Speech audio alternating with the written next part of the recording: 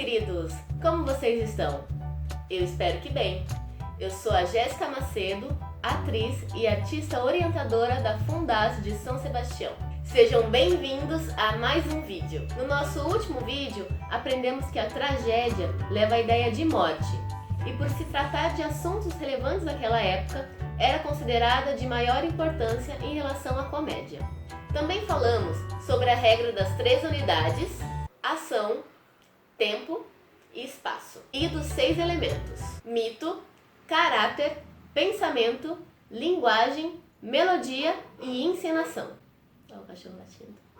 Falamos também sobre os 3 autores mais relevantes daquela época: Ésquilo, Eurípides e Sófocles. Já revisamos tragédia, então agora vamos falar sobre a comédia grega.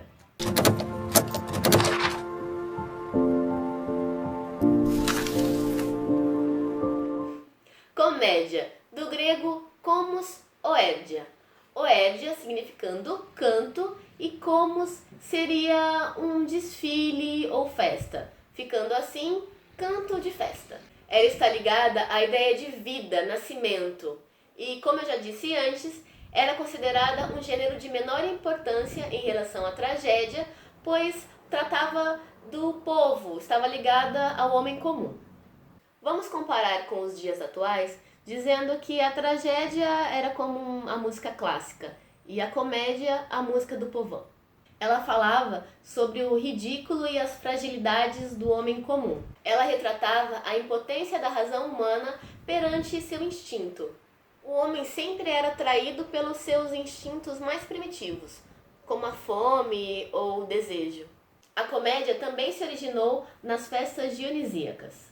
Em sua evolução, tiveram grande importância os fliacos e as falofânicas. Os fliacos eram atores ambulantes da Magna Grécia, que em toscos palcos de madeira encenavam a vida cotidiana do homem humilde.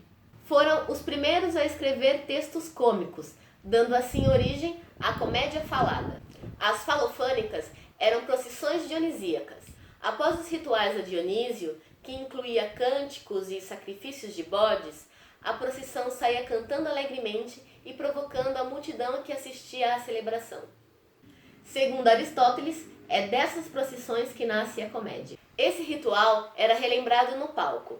O coro cantava e dançava e, diferente do coro trágico, eles em geral vestiam máscaras que lembravam animais e interviam diretamente na ação da peça.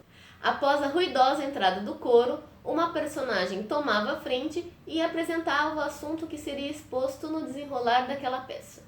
Depois disso, começava a ação propriamente dita, tumultuada e cheia de gritaria. Em dado momento, havia um interlúdio. O coro e o corifeu se dirigiam ao público como porta-voz do autor, expondo o pensamento do dramaturgo e quais foram seus objetivos ao escrever essa peça. Por fim, retomava-se a ação da peça e muitas vezes acabava subitamente sem muitas explicações.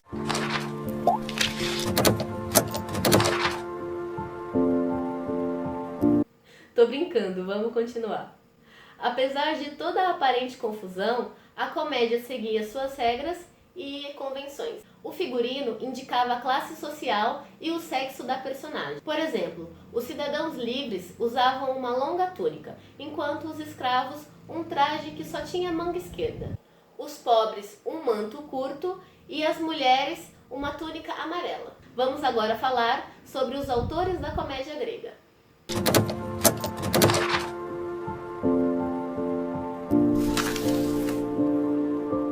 A comédia teve em Epicarmo seu precursor. Suas peças satirizavam heróis mitológicos, o que deu passagem ao surgimento de personagens grotescas, e tendo assim todo o espetáculo adaptado a essa nova concepção.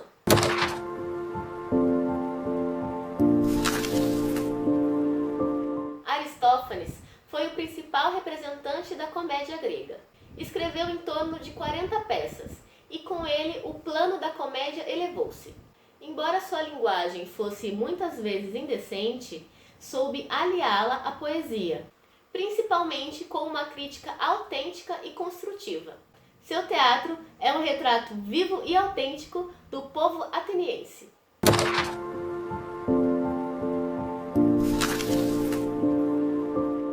Menandro é o representante do último grande momento do teatro grego. Escreveu em torno de 105 peças, e pelo que se conhece, sua comédia deixou de ser uma sátira e fixou-se como espelho da vida cotidiana dos gregos. A comédia ganhou grande popularidade, em parte pelo fato do povo grego possuir grande sentido cívico, gostando de ver retratados e criticados aqueles que fossem merecedores disso. Por ser considerada uma brincadeira e não ser levada a sério, a comédia pôde fazer sua crítica com ampla liberdade. Isso fez com que ela se tornasse, muitas vezes, libertina e injusta.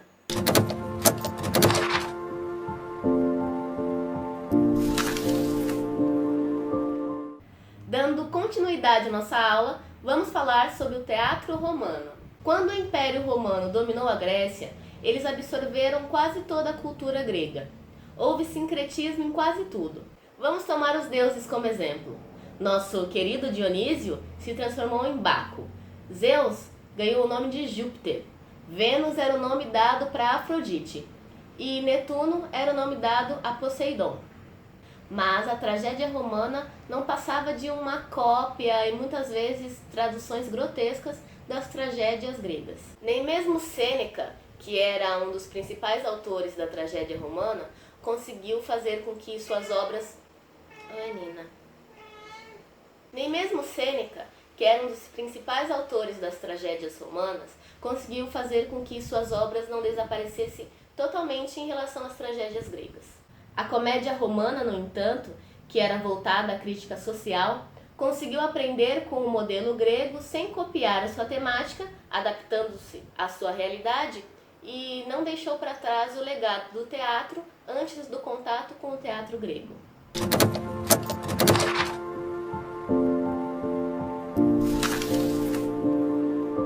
Sabemos da existência de 3 gêneros da comédia popular. O mimo, que é a representação de puros gestos com algumas falas explicativas sobre a piada.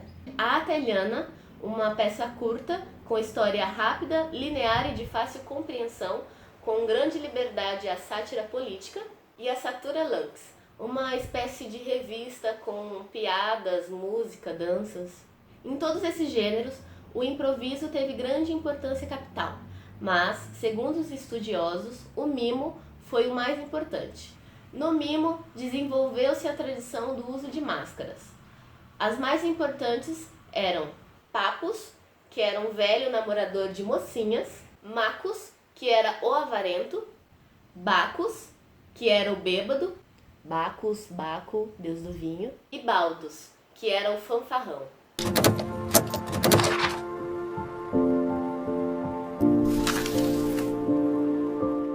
Além de ser base para a comédia moderna, nos forneceu 2 grandes autores, Terêncio e Plauto.